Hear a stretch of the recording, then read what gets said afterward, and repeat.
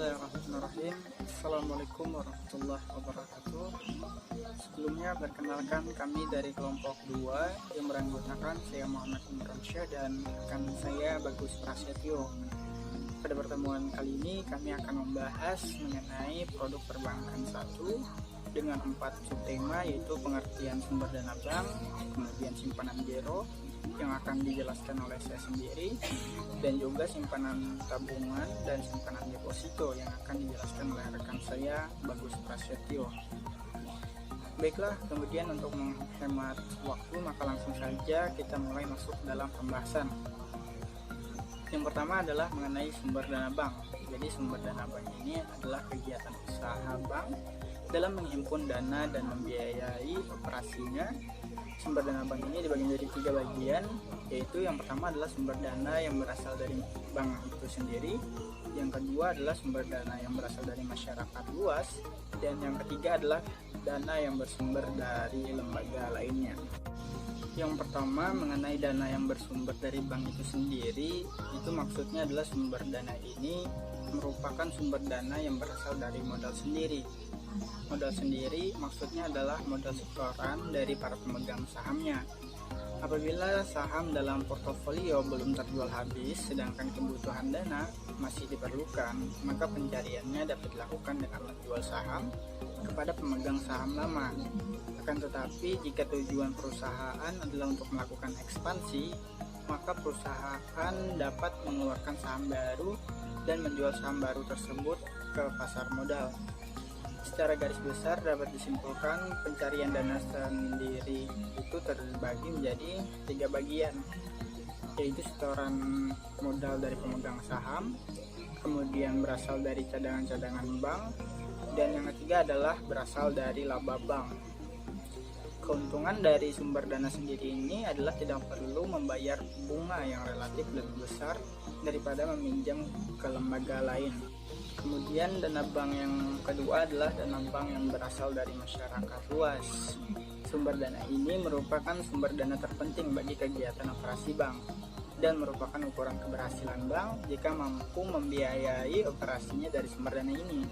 Pencarian dana dari sumber dana ini relatif paling mudah jika dibandingkan dengan sumber lainnya, dan pencarian dana dari sumber dana ini adalah yang paling dominan, asal dapat memberikan bunga dan fasilitas menarik lainnya.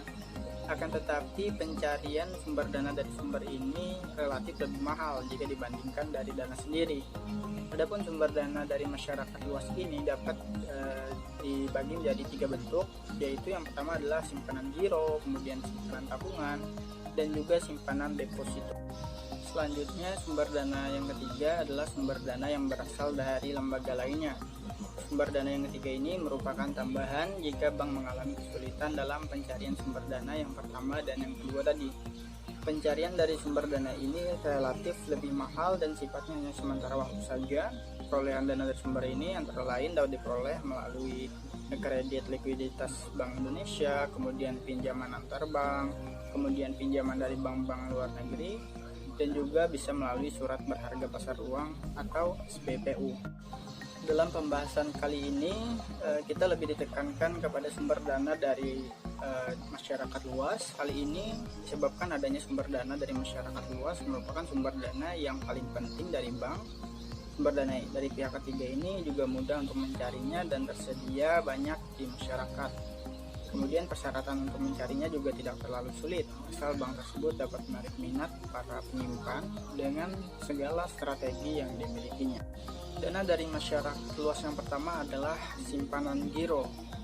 Dalam Undang-Undang Perbankan Nomor 10 Tahun 1998 dalam pasal 6 itu menjelaskan bahwa giro adalah simpanan yang penarikannya dapat dilakukan setiap saat dengan menggunakan cek, kemudian biljet giro, sarana perintah pembayaran, atau dengan cara pemindah bukuan. Jenis-jenis sarana penarikan dana di rekening giro yang pertama adalah cek. Cek sendiri merupakan surat perintah tanpa syarat dari nasabah pada bank yang memelihara rekening giro nasabah tersebut untuk membayar sejumlah uang kepada pihak yang disebutkan di dalam cek atau kepada pembawa cek tersebut. Artinya bank harus membayar kepada siapa saja yang membawa cek ke bank yang memelihara rekening nasabah untuk diuangkan sesuai dengan persyaratan yang telah ditetapkan, baik secara tunai atau secara pemindah bukuan. Yang kedua adalah biliet giro atau BG. Biliet giro merupakan surat perintah dari nasabah kepada bank yang memelihara rekening giro nasabah tersebut untuk memindah bukukan sejumlah uang dari rekening yang bersangkutan kepada pihak penerima yang disebutkan namanya pada pihak bank yang sama atau bank yang lainnya. Kemudian yang ketiga adalah alat pembayaran lainnya, adalah surat perintah kepada bank yang dibuat secara tertulis pada kertas yang ditandatangani oleh pemegang rekening atau kuasanya untuk membayar sejumlah uang tertentu kepada pihak nasabah. Surat perintah kepada bank dibuat secara tertulis pada kertas yang ditandatangani oleh pemegang rekening atau kuasanya untuk membayar sejumlah uang tertentu pada pihak lain pada bank yang sama atau bank lain. Surat pemerintah pembayaran lainnya juga dapat berbentuk surat kuasa, di mana si punya rekening memberi kuasa kepada seorang untuk melakukan penarikan atas namanya. Baiklah, mungkin itu saja yang dapat saya sampaikan. Mohon maaf jika terdapat kesalahan dalam penyampaian. Selanjutnya akan dijelaskan oleh. Assalamualaikum warahmatullahi wabarakatuh. Perkenalkan, nama saya Bagus Prasetyo. Saya selaku pemateri yang kedua dari pemateri sebelumnya, yaitu Muhammad Imron Syah. Pada pertemuan kali ini kita membahas terkait dengan sumber dana bank. Di sini saya akan menjelaskan terkait simpanan tabungan atau saving deposit dan juga simpanan deposito atau time deposit. Langsung saja, yang pertama adalah simpanan tabungan.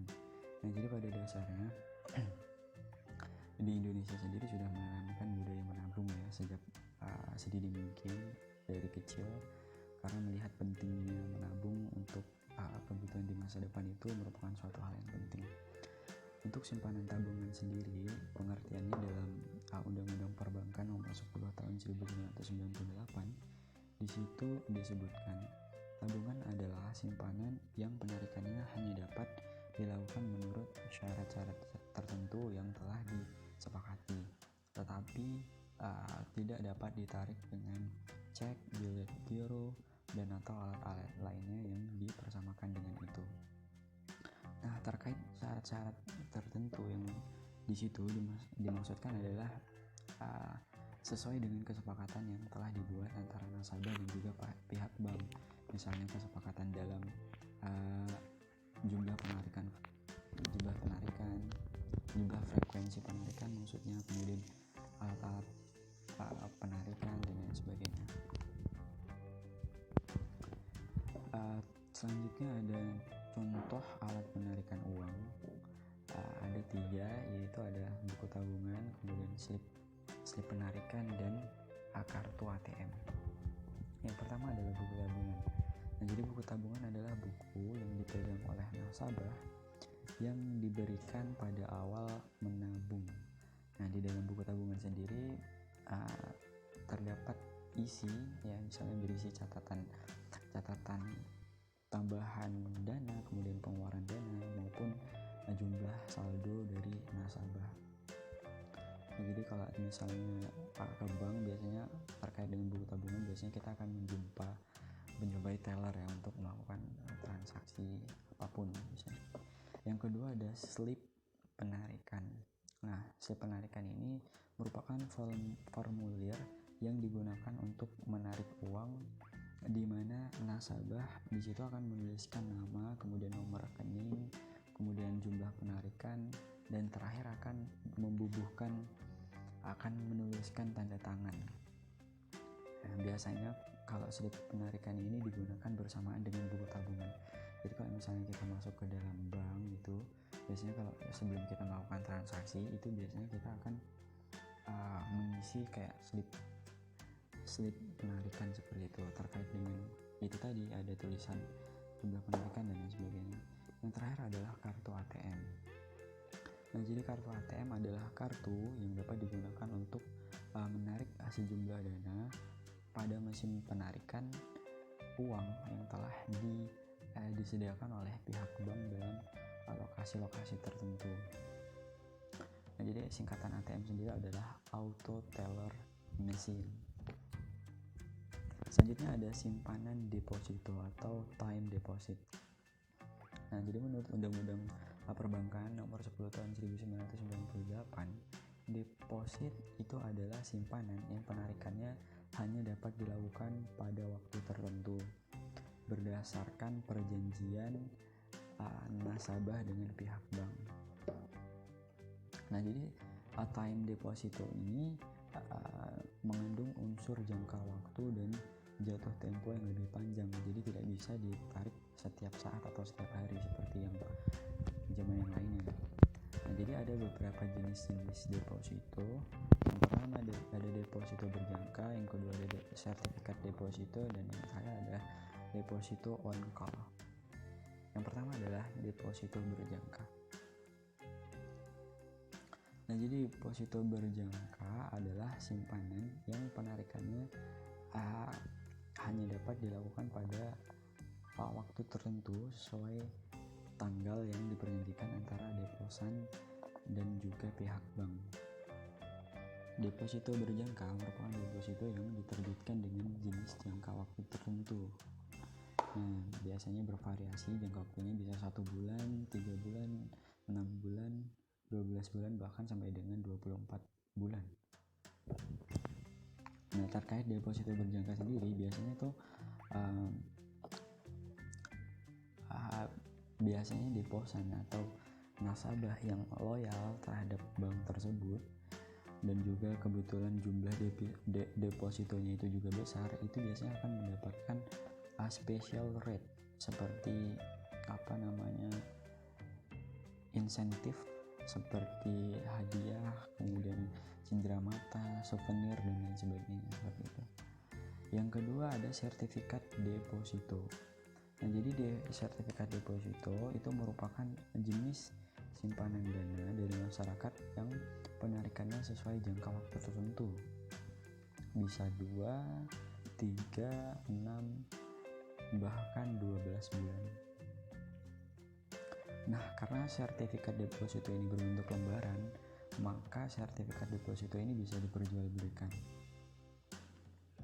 Nah, menurut Undang-Undang Nomor 10 Tahun 1998 sendiri, sertifikat deposito adalah simpanan dalam bentuk deposito yang sertifikat bukti penyimpanannya dapat dipindah tangankan.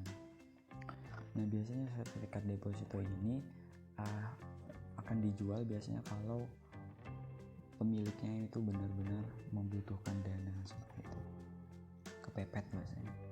Yang terakhir ada deposito on call. Deposito on call adalah simpanan yang penarikannya hanya dapat dilakukan dengan pemberitahuan terlebih dahulu. Biasanya sebelum melakukan penarikan itu 3 hari sebelumnya sudah dilakukan pemberitahuan seperti itu. Deposito on call biasanya dipergunakan oleh nasabah yang tidak setiap saat perlu menarik dananya, dan keperluan penarikannya itu dapat diprediksi oleh nasabah dalam jangka waktu tertentu, bisa 3 hari sebelum atau 7 hari sebelum atau 1 minggu sebelum. Nah, jadi itu terkait sedikit materi yang bisa saya sampaikan terkait dengan sumber dana bank. Apabila terdapat kesalahan dalam penyampaian maupun penyebutan kata, saya mohon maaf. Saya akhiri. Wassalamualaikum warahmatullahi wabarakatuh.